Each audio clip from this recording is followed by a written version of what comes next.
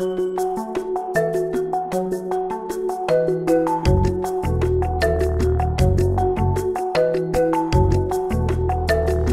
numéro 6 de la JLMB contient essentiellement la chronique annuelle que Franklin Cutty consacre à l'examen de la notion de procès équitable dans la Convention européenne de sauvegarde des droits de l'homme et des libertés fondamentales.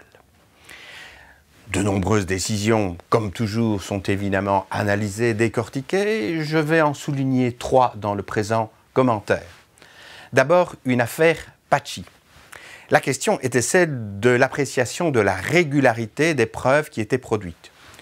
Le prévenu, M. Paci, était poursuivi pour trafic d'armes, mais il avait également été poursuivi pour trafic de voitures. Et des écoutes téléphoniques qui avaient été réalisées dans le cadre de l'instruction pour trafic de voitures avaient révélé des éléments intéressants aussi dans l'affaire de trafic d'armes, et elles étaient produites dans le cadre de la procédure. Enfin, elles étaient produites, elles n'étaient produites que très partiellement. Et justement, elles n'avaient pas été soumises à la contradiction entièrement. C'est ce que M. Paci reprochait à la procédure, un manque de contradiction d'une partie des preuves qui étaient utilisées contre lui.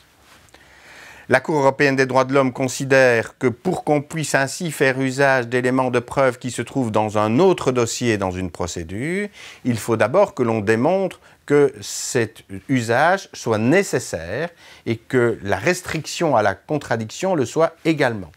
Elle considère que dans ce cas-ci, c'était le cas. On ne pouvait pas dévoiler, effectivement, les éléments relatifs au trafic de voitures dans une instruction qui n'était pas complète dans le cadre de la procédure de trafic d'armes.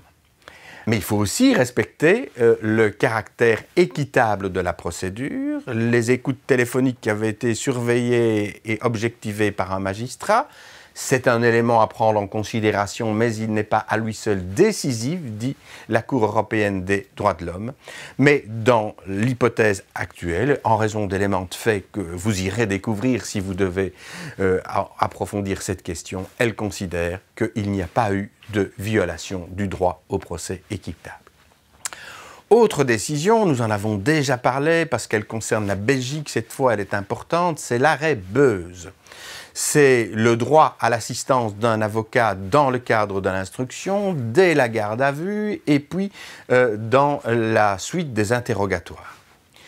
Dans cette hypothèse, la Cour européenne des droits de l'homme, faisant application de la jurisprudence Saldus que nous connaissons maintenant tous, va effectivement conclure au caractère inéquitable du procès. Mais par des motifs qui inquiètent les commentateurs, parce que la Cour européenne des droits de l'homme n'aboutit à cette conclusion qu'après avoir examiné la procédure dans son ensemble et considéré qu'il y avait dans cette hypothèse-ci des violations d'une gravité telle qu'elles empêchent de considérer que la procédure dans son ensemble a eu un caractère équitable. Il n'y avait pas eu d'assistance d'avocat lors du premier interrogatoire, mais pas non plus lors des interrogatoires successifs. Concrètement, on constatait que dans ces différents interrogatoires, le prévenu avait eu des déclarations qui étaient d'ailleurs contradictoires et qui nuisaient véritablement aux intérêts de sa défense. La Cour d'assises n'avait guère eu égard à ces contradictions dans l'arrêt qu'elle avait prononcé. La Cour de cassation s'était focalisée exclusivement sur l'absence de l'avocat lors de la garde à vue.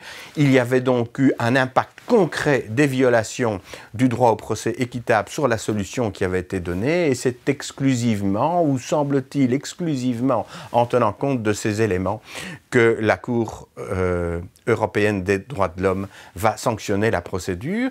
Ne doit-on pas y voir un retrait par rapport à la jurisprudence antérieure? C'est ce que Franklin Cutty examine. Et enfin, je cite un arrêt Werth, sur une matière qui est peut-être plus prosaïque. Ici, on est en matière d'infraction de roulage. Une personne est interceptée par la police, elle va être entendue.